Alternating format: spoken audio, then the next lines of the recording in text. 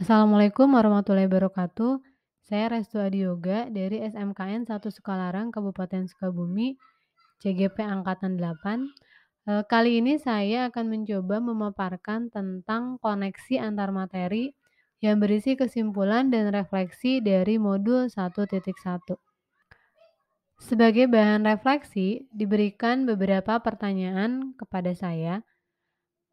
Pertanyaan yang pertama, apa yang Anda percaya tentang murid dan pembelajaran di kelas sebelum Anda mempelajari modul 1.1?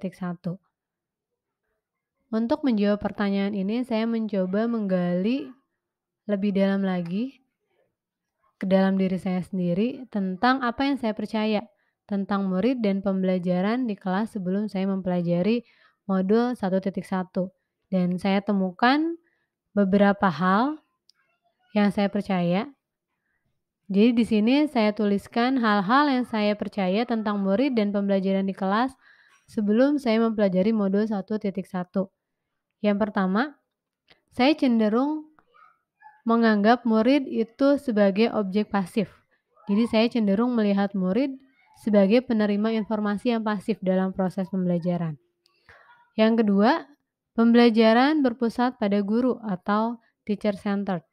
Jadi selama ini saya sebagai guru berperan sebagai pusat pembelajaran dengan memberikan instruksi, menjelaskan konsep, dan memberikan tugas kepada murid. Yang selanjutnya saya tidak terlalu memperhatikan karakteristik siswa. Jadi saya sebagai guru kurang memperhatikan keberagaman murid, sehingga menganggap dan memperlakukan semua murid itu sama. Dan yang selanjutnya, saya lebih mengutamakan aspek kognitif siswa. Jadi pembelajaran lebih terfokus pada ketercapaian dan ketuntasan materi. Pembelajaran diarahkan pada mencapai tujuan dan standar pembelajaran yang telah ditentukan. Jadi saya selama ini lebih terfokus pada bagaimana caranya materi dalam satu semester atau satu tahun itu bisa terselesaikan. Nah mungkin itu hal-hal yang saya percaya tentang murid dan pembelajaran di kelas sebelum saya mempelajari modul 1.1. Nah sekarang kita ke pertanyaan yang kedua. Apa yang berubah dari pemikiran atau perilaku Anda setelah saya mempelajari modul 1.1? Nah, jadi ada beberapa hal yang berubah dari pemikiran atau perilaku saya setelah mempelajari modul 1.1. Nah, yang pertama, sekarang saya jadi menganggap murid itu sebagai subjek pembelajaran. Artinya, siswa atau murid itu harus berperan aktif dalam pembelajaran agar dapat mengkonstruksi pengalaman-pengalaman belajarnya dalam bentuk perubahan atau perkembangan, baik dalam aspek kognitif, afektif, maupun psikomotorik. Nah, yang selanjutnya saya jadi lebih sadar jika pembelajaran itu sudah seharusnya berpusat pada murid atau student center. Jadi pembelajaran yang berpusat pada murid ini merupakan pembelajaran aktif, di mana siswa memecahkan masalah, menjawab pertanyaan, merumuskan pertanyaan mereka sendiri, berdiskusi, menjelaskan selama di kelas, pembelajaran kooperatif, dan di mana siswa bekerja dalam tim pada masalah ataupun proyek. Selanjutnya, setelah mempelajari modul ini, saya juga akhirnya sadar jika saya harus menghargai dan memperhatikan karakteristik setiap murid. Artinya, saya harus mengakui dan menghormati perbedaan-perbedaan yang dimiliki oleh setiap individu siswa dalam konteks pendidikan. Hal ini mencakup pengakuan terhadap perbedaan dalam gaya belajar, kemampuan akademik, minat, kebutuhan khusus, latar belakang budaya, dan keunikan pribadi lainnya. Dengan menghargai dan memperhatikan karakteristik setiap murid, proses belajar mengajar yang berlangsung itu akan berlangsung dengan baik.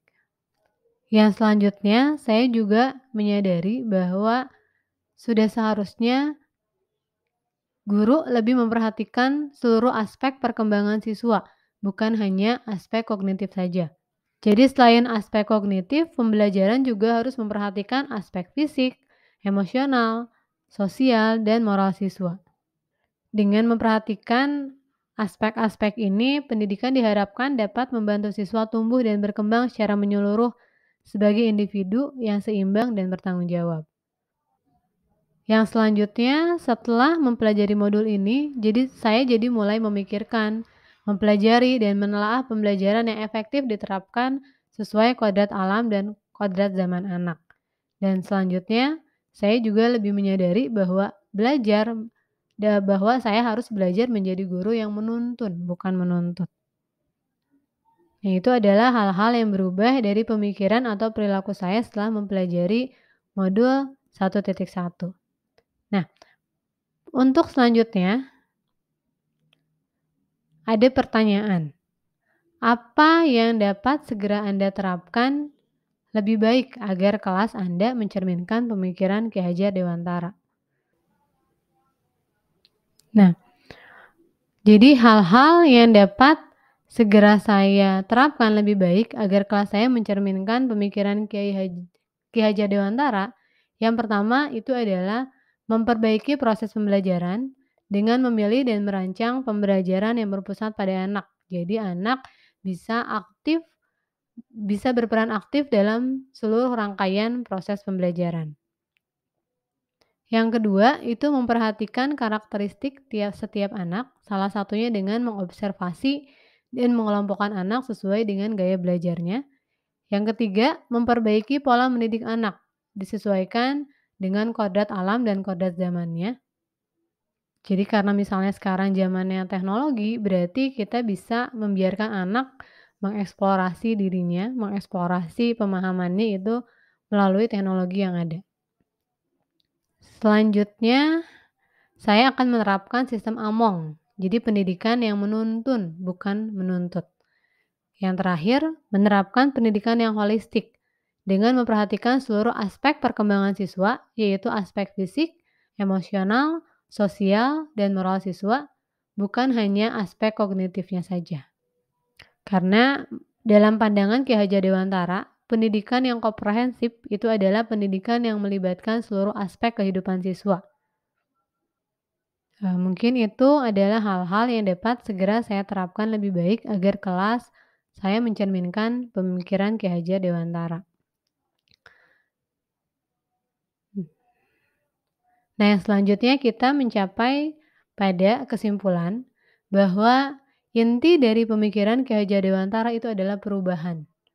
Ki Hajar Dewantara percaya bahwa pendidikan memiliki peran sentral dalam perubahan sosial dan kemajuan masyarakat.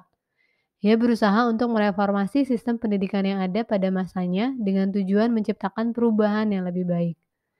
Ki Hajar Dewantara ingin melihat perubahan yang berarti dalam sistem pendidikan, di mana setiap individu memiliki kesempatan yang adil untuk belajar dan mengembangkan potensi mereka. Perubahan dalam sistem pendidikan dapat diwujudkan diantaranya dengan menerapkan pembelajaran yang berpusat pada anak, pendidikan inklusi dan prinsip keberagaman, pendidikan holistik, pendidikan karakter, dan penghargaan terhadap budaya lokal. Nah, mungkin itu kesimpulan yang bisa saya ambil dari refleksi setelah mempelajari modul 1.1.